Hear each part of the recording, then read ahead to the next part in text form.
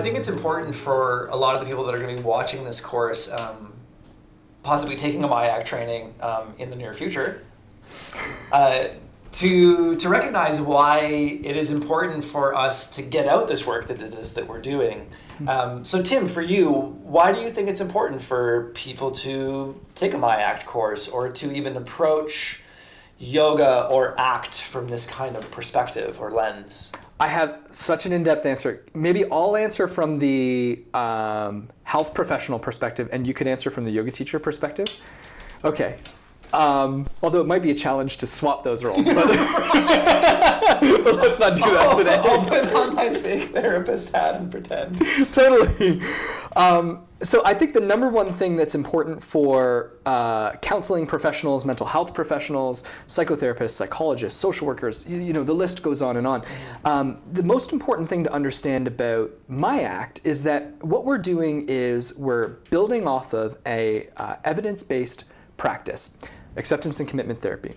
And we're using the empirically supported principles of yoga, of a whole health approach, so that includes sleep, diet, stress management, being more connected in relationships. So we're bringing these three areas together in a way that has never existed before. And we're doing so in a way that's endorsed by Yoga Alliance, which is really cool, so that we can actually accredit people to be yoga teachers, but where we can introduce the principles of these evidence-based practices with, as what we've talked about, I like to call it this idea of the embodied brain. The nervous system goes throughout our body, and that every tissue, and that's our brain. And so when we focus our mindfulness intervention solely on, let's say, a traditional meditation, Vipassana or breath practice, the concern there is that there's such a large contingency of people that are mindfulness non-responders. And there's a way to get them engaged physically that can promote healthy movement, functional movement. We know that it can activate the sympathetic nervous system. We know that it can have a really calming effect on people. So it's almost like, as mental health or counseling professionals, we don't want to leave out an entire section of the literature from our practice that could be useful and simply just say, well, like the referral that I received for yoga was, well, yoga is supposed to be good for you physically, so why don't you go find a yoga class, with no context around that. So how can we offer a training to counseling and mental health professionals that really offers them yoga, movement, diet, sleep, exercise, really, as well as this evidence-based cognitive behavioral therapy to do really good work with everybody, whether it's stress, whether it's employees in workplaces, whether it's severe mental health diagnoses. How can you work with these populations in a way that embodies all of those really important aspects that are a whole part of how we live? Yes. And what about you and your experience with yoga teachers? Well, I think, especially as a yoga teacher for over a decade now, and I'll always say this when I'm training people, yoga teachers, unless you have a background in counseling, psychotherapy, social work, you're not a counselor. And yet, as soon as somebody starts really getting in contact with their body and with their mind and their cognition and their ability to pay attention, things will naturally arise in that realm. Painful stuff. Absolutely. Yeah. And I think it's important for yoga teachers to get a grasp on the simple ideas of what the schooling of cognitive behavioral therapy really has to offer yoga teachers in a way to relate to their students in a better way, as a way to more fully understand where it is that their students are coming from and where they're coming from as practitioners.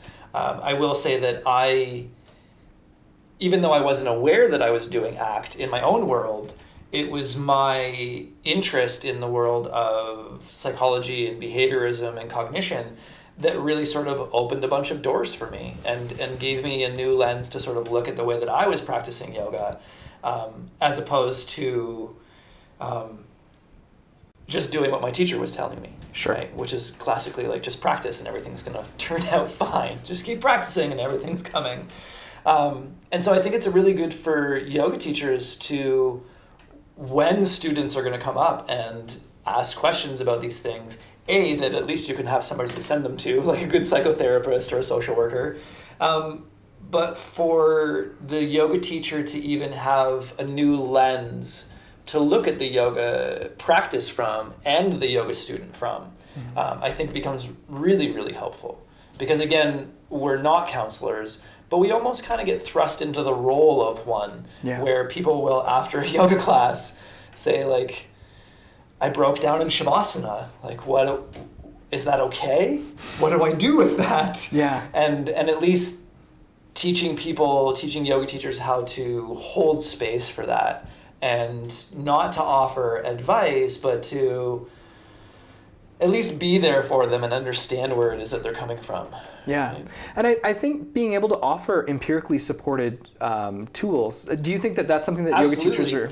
Yeah, and especially because the world of yoga is going through a huge sort of revolution right now, where yoga practitioners are looking for the evidence, right? We have so many more scientific minds that are practicing yoga, as opposed to, right, like not even as much as 10 years ago, just go do yoga because I heard it's good for you. Totally. I hope it works out for you. Totally.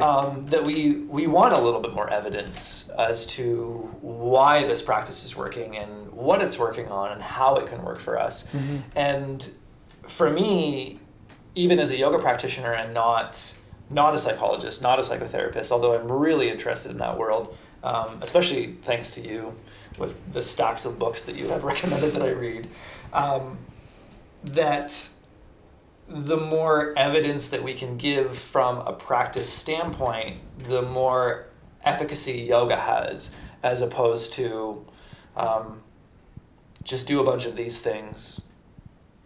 Classically, they work for you, but who's to say really? But who's to say, and we don't know what the mechanisms of change are. Exactly. I think one of the other profound things that ties into this conversation that we're having is that this program, My ACT, even though we call it Mindful Yoga-Based Acceptance and Commitment Therapy, famously, ACT has been applied to so many different situations. You could just as easily call it acceptance and commitment training to, any of our participants who are viewing this and who are maybe concerned about scope of practice. This is something certainly that we address in our My ACT training, Absolutely. in our yoga teacher training, that there is a way that as a yoga teacher who may not be credentialed or licensed as a psychologist or social worker or allied health professional, there's many ways that you can get involved in this work. I mean, Steve, you've been facilitating My ACT with me, which has been really cool. And our program is, created by myself, a social worker and yoga teacher, but you, a yoga teacher exclusively, yes. and by a psychologist exclusively. So there's a way that we can bring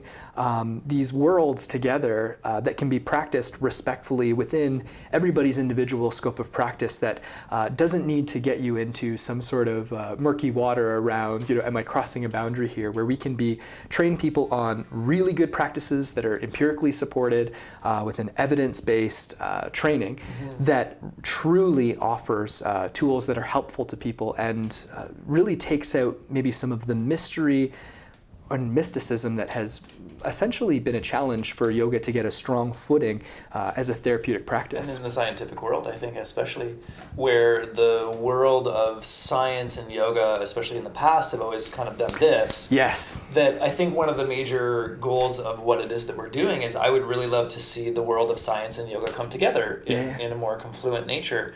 And we do this all the time. That's the good thing about what it is that we do, is that we bring the world of yoga and the world of science together, because they're really not that far apart when you really start to examine them. They need not be strangers. No, exactly. Make sure that you check out Mindful Yoga-Based Acceptance and Commitment Therapy. It's a fun program. Steve and I facilitate this together with our colleague Jessica Borshak, and we'd love to have you be a part of it. Be wonderful.